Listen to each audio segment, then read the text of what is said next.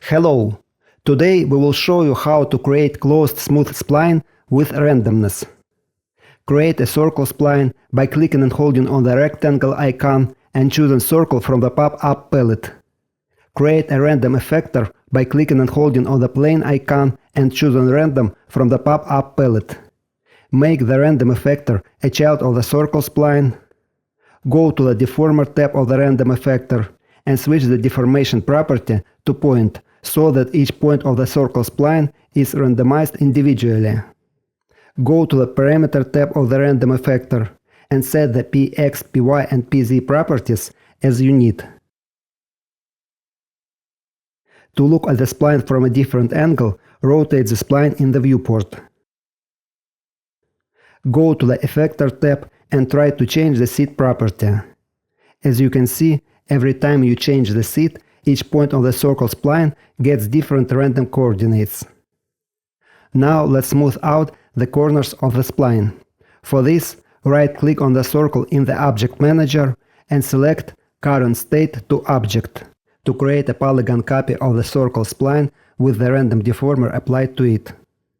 Hide the circle spline with the random deformer for viewport and rendering by clicking 2 times on each of the visibility dots to the right of it, or even delete it if you are not going to use it later.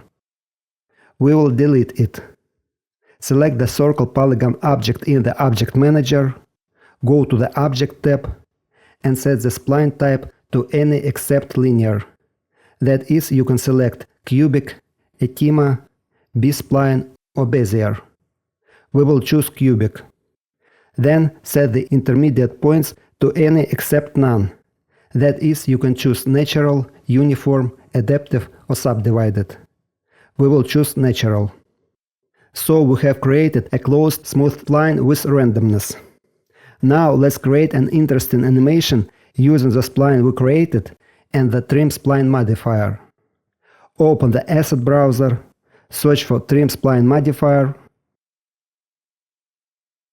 drag and drop the Trim Spline modifier onto the circle in the Object Manager to make the Trim Spline modifier a child of the circle, and close the Asset browser. Go to the Object tab of the Trim Spline modifier. Set the end to 5% to define the part of the spline that will be visible. Set the offset rate to 20%. The offset property defines the increase of the offset per second. A rate of 20% means that a 100% offset or a pass through the entire spline will take 5 seconds or 150 frames in a 30 frames per second project. But we will extend the timeline to 149 frames, not 150 frames, because we want to create a continuous loop with the smooth transition from the ending frame to the starting frame. Press the play forwards button to test the animation. Stop the animation and go to the start of the timeline. Let's add thickness to the spline using the sweep generator, which creates a 3D object by sweeping a profile spline along the path spline. Rename the circle to path, since it will be a path spline. Create a circle spline. Go to the Object tab, reduce the radius to 10 cm, and rename the circle to profile, since it will be a profile spline. Create a sweep generator by clicking and holding on the subdivision surface icon and choosing sweep from the pop-up palette, and make the profile and path the children of the sweep generator, so that the profile is located above the path spline.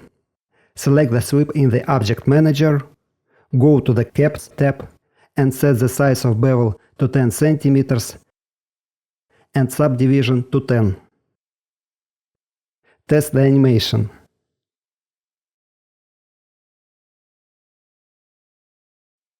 It's okay. Thank you for your attention, subscribe to the channel and put your finger up.